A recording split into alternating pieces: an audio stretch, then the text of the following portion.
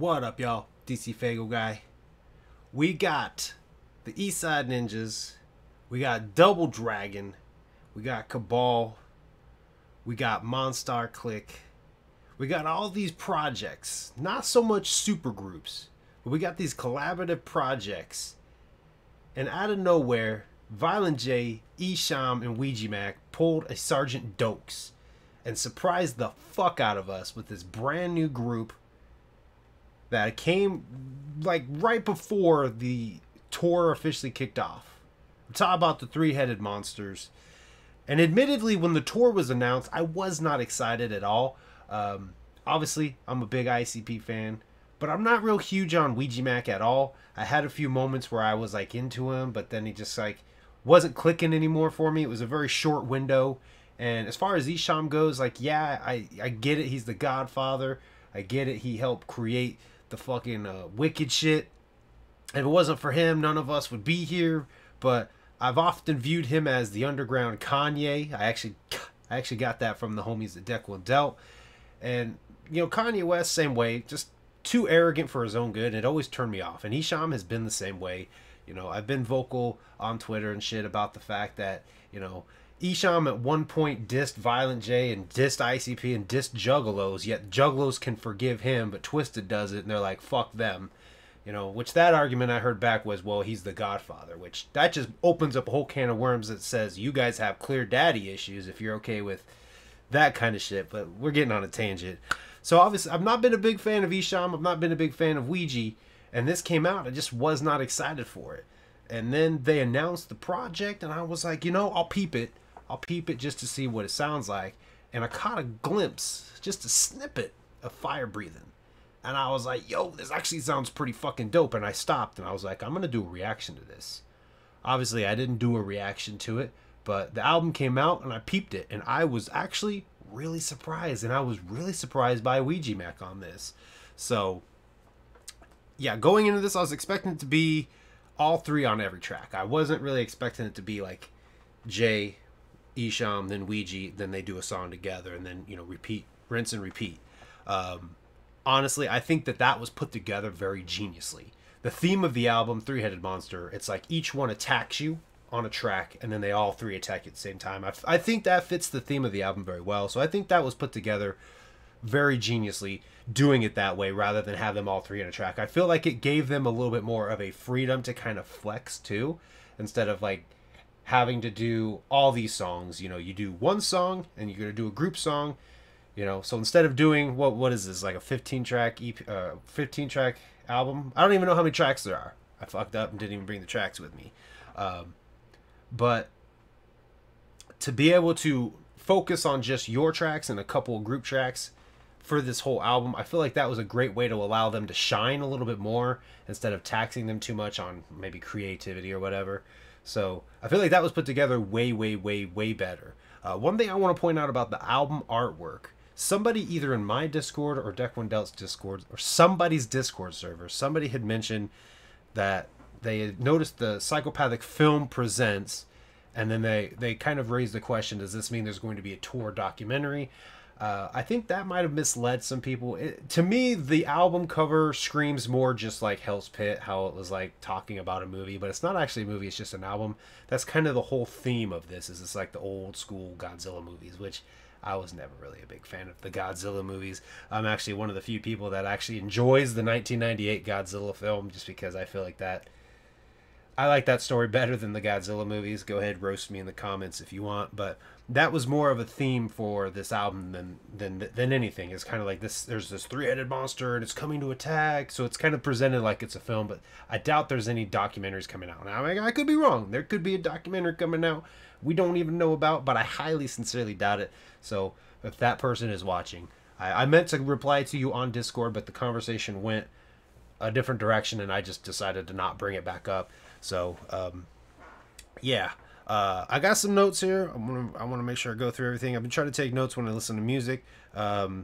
Clownzilla, again, in my Bloody Sunday review, I had mentioned that Shaggy the Airhead is like really good at emulating Mikey Clark. Like, he's really good at sounding like Mikey Clark, and he did it on Clownzilla. This beat reminds me of Kickin' Kickin', And Jay even kind of flowed with a similar flow on this. It felt very reminiscent to Kickin' off of Mighty Death Pop.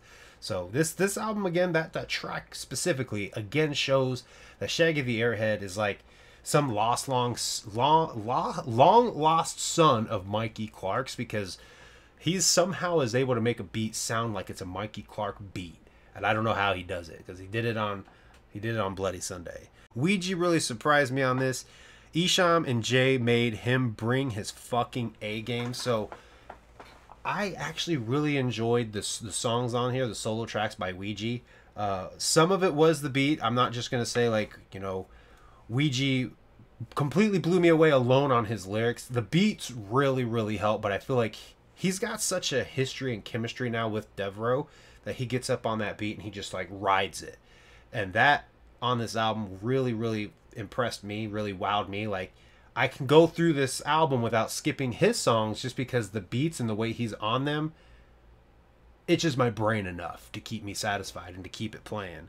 So that's something that I wanted to point out, because he needs to do way more of that, and I would definitely be like hip to every album. And I know the Ouija fans are going to come in now and be like, he does already, Ouija's the GOAT. I'm not hating on Ouija. I'm just saying he's not my cup of tea. I've had some sips, and I was like, yeah, this isn't bad. But I find myself with other projects take a sip like, yeah, this isn't as good as the last cup. What happened? So this cup was one where I'm like, okay, I'm enjoying some of this sip of Ouija. Okay, I'm enjoying this tea a little bit more. Not as, I mean, it's a little bit better than the last cup, and who knows, maybe the next cup won't be as good as this cup. That's just that's my relationship right now. That's just how I am right now with Ouija. Like, that's the best way I can think to come up with it. From the beginning, when Ouija came on the scene, I was like, he's not my cup of tea, and I'm sticking with that fucking metaphor, analogy, whatever the fuck. I'm sticking with it. He's not my cup of tea, but sometimes I enjoy some sips of that cup of tea, and it's not terrible. So that's what happened with this project. Possum Kingdom, we got to talk about it. I had seen some people very vocal about not liking this song. Now, in some of the previous albums that they put out where Violent J has kind of done his singing or his like covering, like Hungry Like the Wolf, I actually enjoyed Violent J on that. Possum Kingdom, I gave it 2 minutes the first time I listened, and then I skipped it. The second time I listened to the album, I skipped it. The third time I listened to the album, I skipped it. Now, I did yard work. I made myself listen to the I made myself listen to the song all the way through. Low Key has done a version of this song himself on his Candy Corn and Cover Songs album that he released back in 2018. When he did that, he took this song from the Toadies and he made it his. To this day, that track still belongs to Low Key. Low Key did way, way, way better on there. No hate to Jay. And I know he said it was karaoke shit. That line right there was why I gave it the 2 minutes that I gave it. But I was like, nah. If I'm going to listen to Possum Kingdom, I'm going to listen to Low Key do it because Low Key did it the best. If you would like to go hear that, you can do that yourself. Go search for Low Key. It's L-O space capital K-E-Y. And then just look up Possum Kingdom. You should be easily able to find it. The artwork is like a Rick and Morty style. Eventually I'm going to do a review for that album because it's fucking amazing. Low Key is fucking amazing, and not enough juggalos are fucking with Low Key. I know he's kind of back and forth with the horrorcore shit, and maybe that's why juggalos fell off from him, or maybe not enough juggalos know about him. And I know there's people that's going to be in there and say that, you know, no, Jay's was way better, fuck Low Key. Y'all should know that Jay actually praised Low Key on his project Candy Corn and Cover Songs, because on the album he does a cover of Play With Me, and he almost stole that song from ICP because he did a great song. He did a great job covering Play With Me as well. So before y'all go fucking straight up hating, Violent J has praised Low Key on numerous occasions and praised him on his cover of Play With Me, and even pointed out Possum Kingdom, which I imagine is maybe now why we finally got Possum Kingdom. I don't know the reason why we finally got Possum Kingdom, but Low Key has done it before. Violent J liked it, so put your fucking haterade away, motherfuckers. Anyway, the Shaggy shit. I feel like that should have been an opener track. I do like that they had Shaggy on there with a little skit just to kind of confirm there is no issues. I didn't think there were any issues between the two. I just personally think that, you know, they're doing their own thing for a little bit. But I like the fact that they had Shaggy on there. You know, but I feel like it should have been at the beginning because he's like, oh, you don't believe in monsters? Well, how about this? A three-headed monster, motherfucker. So I've really enjoyed that little bit. I feel like it should have been at the beginning though. But all in all, I'm okay with it. I'm okay with it the way it was. So I'm not going to go over all the tracks. I think everybody's pretty much talking about the album, so I don't feel like I need to go over the tracks. But I am going to go over my top 5. So my top 5 I have are Crushin', Clownzilla, Leave That Dope Alone, Kickin' the Bass, and the Fire Breathin' Remix. I feel like, and I had a conversation with Keezy from Deck Wendell in their server about this. We both feel like the beat on the remix fits a little bit better, and I fully agree. I think it just fits the song a little better. It's a little more slowed down for me, and I feel like it allows them to really flex on it, and there's not so much going on in the beat that they're allowed to really, you know, lyrically do what they need to do. So I really enjoy the remix a lot. Crushin' I really like. Clownzilla I really like. Clownzilla to me feels like some shit that might have or could have been on an actual Joker card at some point. Maybe that was going to be on Whoa. I don't know. I know we talked about that in Bloody Sunday, that there were some songs on there that felt like maybe they were ICP tracks that ended up just becoming Violent J tracks. But it's very clowny, and I like what he did with that, and it fit the theme of the album. So maybe it was made for this album. I don't know. But I feel like they really brought their A game for this project and surprised the shit out of me. So my favorite track out of those 5, and this is tough, and I don't fully concrete have a number 1.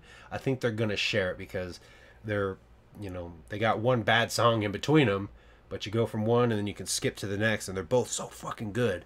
But I have Leave That Dope Alone, but as I was just listening to the album before coming in and recording this review, Kickin' the Bass is like a Juggalo anthem, I feel. And it's like 95% because of the bass. I love that beat quite a bit. Ouija Macc didn't do bad on it. Like I said, he's getting to the point where he's got such a chemistry with Deborah that they can work together really well, and he flows on the beat really, really well. But this beat is fucking fire. I would have loved to hear what Jay would have done with the beat. I would have loved to hear what Esham would have done with it. I really would have loved this kind of more so as one of the group tracks, to hear what the other two would have done. But I mean, it's fine how it is. Like I said, the beat is just great. I love the sample from Dead Body Man. The one thing that throws me off though is he ends off the chorus with "Just Don't Look in the Trunk," which isn't from Dead Body Man. That's actually from Psychopathic. So, or is it Night of the Axe? It's one of the two. It's off of Carnival Carnage. So he's kind of got the two mixed a little bit, which is fine and all. It just throws me off because I'm like, just don't look in the trunk. You know, and Ouija does his thing. So, but yeah, Obliteration, the three-headed monster. God damn, dude, they surprised us with this. Again, Sergeant Dokes, they were just surprised, motherfucker, right up in our fucking ear holes with that shit. I wasn't expecting it. I just thought it was going to be a tour. I do think, as of right now, as of today, they don't have physical copies on the tour, and I feel like that was a missed opportunity to have them on the tour. I'm going to safely assume they'll have them at the Gathering. I'm going to safely assume maybe they'll sell them after the Gathering, but if they don't, then another missed opportunity. But again, I'm not really buying CDs right now. This is probably one that I'll end up buying though, because I'll squeeze room on my CD shelf for it.